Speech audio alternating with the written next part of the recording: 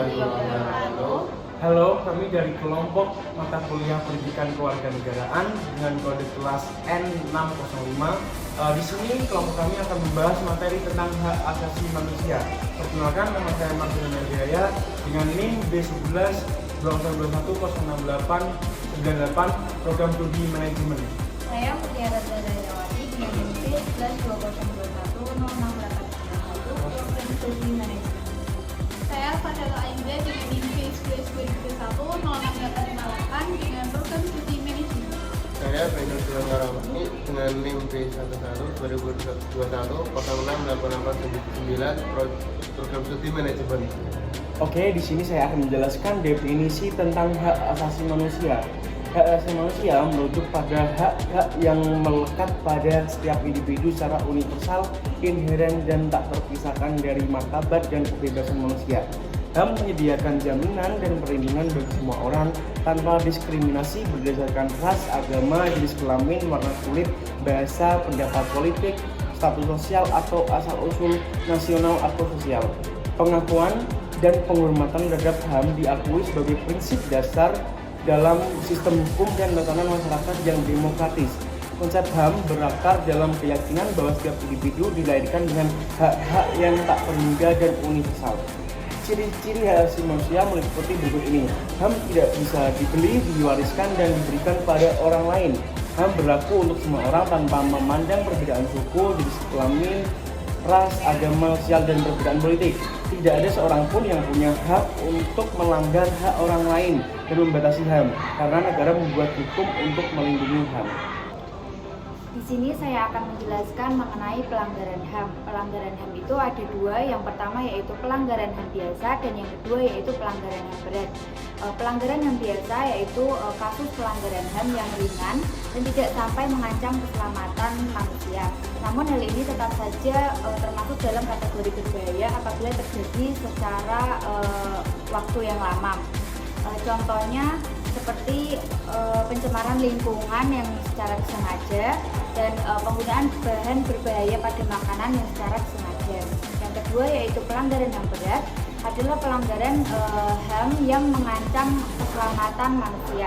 Contohnya seperti pembunuhan, penganiayaan, perampokan, perbudakan, dan penyanderaan.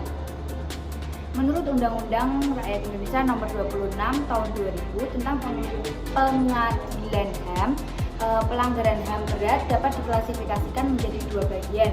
Yang pertama yaitu kejahatan genosida, yaitu setiap perbuatan yang dilakukan dengan maksud menghancurkan atau memusnahkan seluruh atau sebagian kelompok bangsa, ras, keluarga atau kelompok etnis atau kelompok agama. Dan yang kedua yaitu kejahatan kemanusiaan, perbuatan yang dilakukan sebagai bagian dari serangan yang meluas atau sistematik. Serangan ini juga ditujukan secara langsung terhadap penduduk sipil, bentuknya berupa pembunuhan, perbudakan, pengusiran, atau pemindahan penduduk secara paksa, pemaksaan kemerdekaan, dan masih banyak lagi. Di sini saya akan menjelaskan macam-macam hak asasi yang diakui di Indonesia. Yang pertama, hak atas kebebasan dari kesetaraan, termasuk kebebasan berpendapat, beragama, berekspresi, bergerak, dan berkumpul secara damai. Semua orang memiliki hak untuk diakui sebagai manusia yang setara tanpa diskriminasi. Yang kedua, hak atas kehidupan dan kebebasan. Setiap individu memiliki hak untuk hidup dengan aman dan bebas dari penyiksaan, perlakuan kejam, atau hukuman yang tidak manusiawi.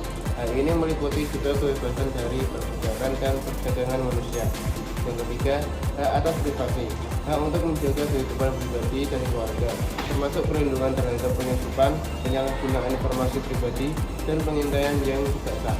Yang keempat, hak atas keadilan dan pengadilan. Setiap orang berhak atas perlindungan hukum yang adil, proses pengadilan yang objektif, dan kebebasan dari penahanan sewenang-wenang, juga termasuk hak untuk dianggap tidak bersalah sampai terbukti sebaiknya. Hak yang kelima, hak atas pendidikan. Setiap orang berhak mendapatkan pendidikan yang berkualitas dan setara. Tanpa adanya diskriminasi, pendidikan harus tersedia untuk semua orang tanpa memandang latar belakang sosial ataupun ekonomi. Yang keenam, atas kesehatan. hak atas kesehatan. Setiap individu berhak atas standar kesehatan yang memadai, termasuk akses ke layanan kesehatan dasar, perawatan medis, dan informasi kesehatan yang benar. Yang ketujuh, hak atas pekerjaan dan upah yang layak. Semua orang berhak mendapatkan pekerjaan yang adil, bekerja dalam kondisi yang aman dan manusiawi, serta menerima upah yang memadai untuk memenuhi kebutuhan dasar mereka. Yang kedelapan, hak atas kebebasan beragama dan berkeyakinan. Setiap orang memiliki kebebasan untuk memilih agama atau kepercayaan pribadi mereka, serta hak untuk menjalankan praktik keagamaan mereka tanpa diskriminasi atau penindasan. Yang kesembilan, hak atas perlindungan lingkungan hidup. Setiap individu memiliki hak untuk hidup di lingkungan yang sehat dan berkelanjutan. Ini mencakup hak untuk mendapatkan informasi, berpartisipasi dalam pengambilan keputusan lingkungan, dan perlindungan terhadap pencemaran dan kerusakan lingkungan. Yang ke-10, hak atas kebebasan berpikir dan berkeyakinan.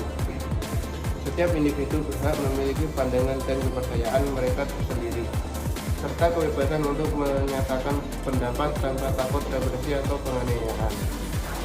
Di sini ada pun contoh-contoh dari hak asasi manusia itu sendiri secara umum, yang antara lain yang pertama, hak kebebasan untuk bergerak, berpergian, dan berpindah-pindah tempat. Yang kedua, hak kebebasan mengeluarkan atau menyatakan pendapat. Yang ketiga, hak kebebasan memilih dan aktif dalam organisasi atau perkumpulan. Yang keempat, hak kebebasan untuk memilih, memeluk, menjalankan agama dan kepercayaan yang diyakini masing-masing individu. Yang kelima, hak untuk hidup berperilaku, tumbuh dan berkembang. Hak keenam yaitu hak untuk tidak dipaksa dan disiksa. Yang ketujuh, hak kebebasan dari rasa takut. Yang kedelapan, hak untuk bebas dari situasi yang buruk. Yang kesembilan, hak melakukan hal-hal yang diinginkan. Yang ke-10, hak untuk memiliki anak atau tidak memiliki anak. Yang ke-11, hak untuk berkeluarga. Yang ke-12, hak untuk mendapatkan kasih sayang atau menjalankan hubungan untuk kasih dan sayang. Yang ke-13 yaitu ada hak untuk berteman dan melakukan sosialisasi dengan siapapun, dimanapun, dan kapanpun. Dan setelah saya menjelaskan ini akan ada cuplikan dari contoh-contoh yang sudah saya sebutkan tadi.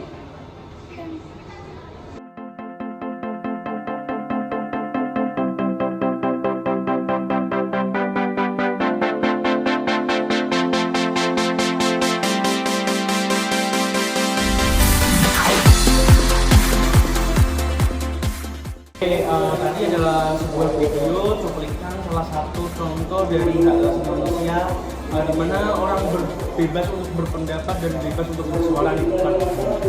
Sekian dari kelompok kami.